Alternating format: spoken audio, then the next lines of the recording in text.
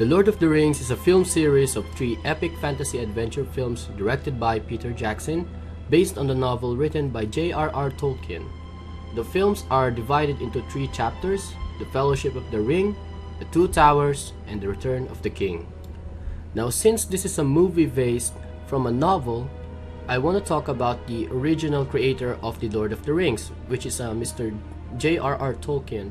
Now, John Ronald Reuel Tolkien was born on January 3rd, 1982 and died on September 2nd, 1973.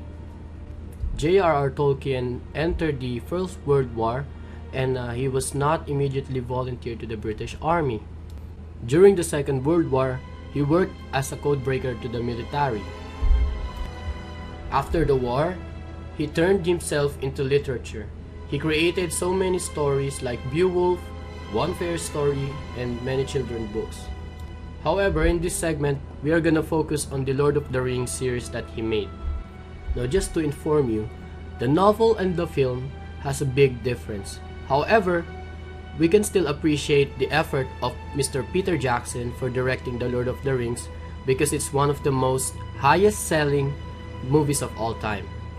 Now, The Lord of the Rings is set in the fictional world of Middle-earth.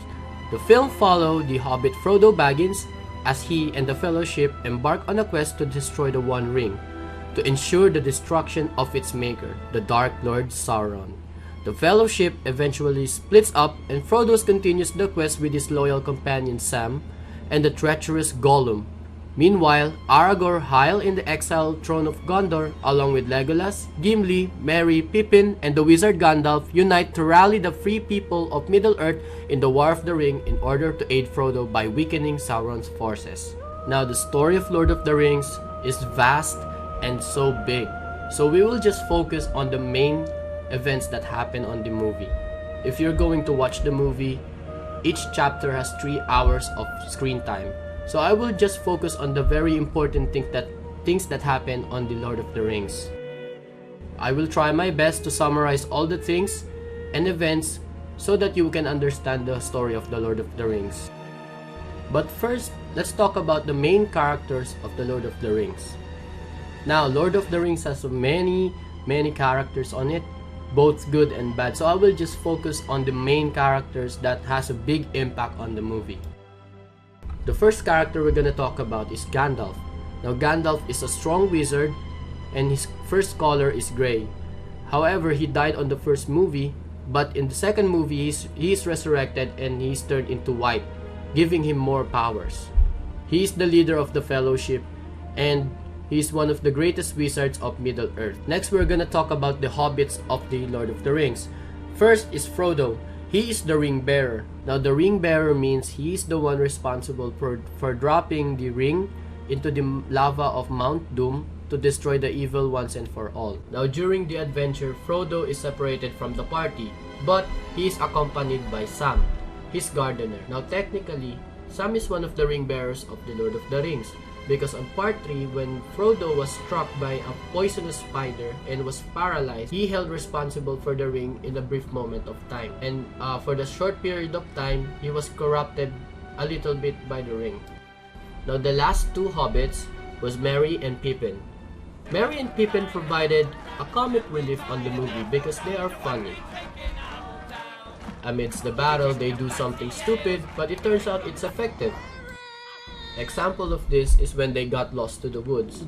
Now, they didn't know that the woods is alive and the trees are actually speaking to each other, but they cannot hear it. However, when the trees uprooted and became alive, they encouraged the trees to join the fight and help them destroy one of the bases of Saruman, which is another evil character of the movie. Now, this part, we're gonna talk about the warriors of the Fellowship of the Ring. First, we got Aragorn. Now, Aragorn is a human king who was too weak to destroy the Ring of Power when it came to his hands. He was raised by the elves in Rivendell after the death of his parents. Aragorn learns that, as an adult, that he is the heir to the throne of Gondor, which is the kingdom of humans in the Middle-earth. He also learns that he loves Elrond's daughter Arwen, Aragorn joins the Fellowship of the Ring, but after Frodo secretly leaves the Fellowship to continue the dangerous journey without the responsibility for the lives of his friends, Aragorn leads the other after marrying Pippin, who had been captured by the evil orcs. Next, we got Boromir, and he's the son of the Steward of Gondor, the country's ruler. Now, he's the only one who died at the Fellowship of the Ring on the part 1 because he was somehow corrupted to the ring, but he fought the corruption and sacrificed himself for the safety of Frodo and the hobbits. Now, Boromir is just outnumbered, and he was struck by arrows repeatedly by the orc general, but at the cost of his life, he saved Frodo and the hobbits. The next character is Legolas Greenleaf. He is the son of Thranduil, the king of the elves of northern Mirkwood. It is Thranduil who names Bilbo Baggins as elf friend.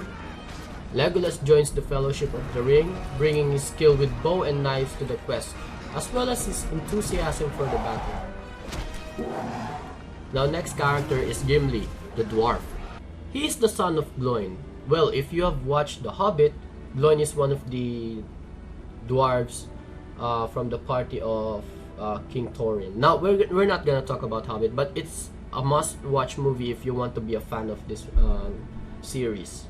Now, Gloin is a dwarf who is a master of axes, and he's a great fighter too. Now, he and Legolas, they form an unexpectedly close friendship despite the dwarves and elves having a quarrel of their kin. Now, let's move to the antagonist of this series. First, let's start with Sauron. Now, Sauron is the one who rules them all. He's the original bearer of the One Ring, which Frodo carries. He made that ring because he wants to control all of the living things on Middle-earth. However, during the backstory, he was defeated by humans, elves, and dwarves during the battle, and his hands was cut off by one of the Gondor's king. And this king took the ring for himself. However, this king suddenly died unexpectedly, and he lost the ring to a river. Now, going back to Sauron, he's the manifestation of evil. He's the satanic one in the story, and he needs and continuously finding the ring to regain his form and once again wreak havoc onto the Middle-earth. Next is Saruman. Now, Saruman is a friend of Gandalf actually because he's one of the wizards of Middle-earth. However, Saruman was just corrupted by Sauron, tricking him into siding to the evil to bring down Gandalf and everything because Sauron promised something to him like unlimited power or something like that. So Saruman turned his back and at one point almost killing Gandalf. Now, the most interesting character we're gonna talk about is Gollum or Smeagol. Now, Smeagol was a hobbit before, until one day when he was fishing with his best friend, they get the ring from the riverbank. Now, this ring was just corrupted Gollum's mind or Smeagol's mind and turned him into Gollum. Now, he is called Gollum because of the sound he makes. As he was corrupted, he became mentally unstable and was just talking to the ring and just calling it his precious and stuff like that. But actually, Frodo and Sam couldn't get to Mount Doom without the help of this creature. So he's just, for me, a neutral character. He's just, he was corrupted and it's a sad story of him. But nevertheless, the actor who played Gollum is just so great.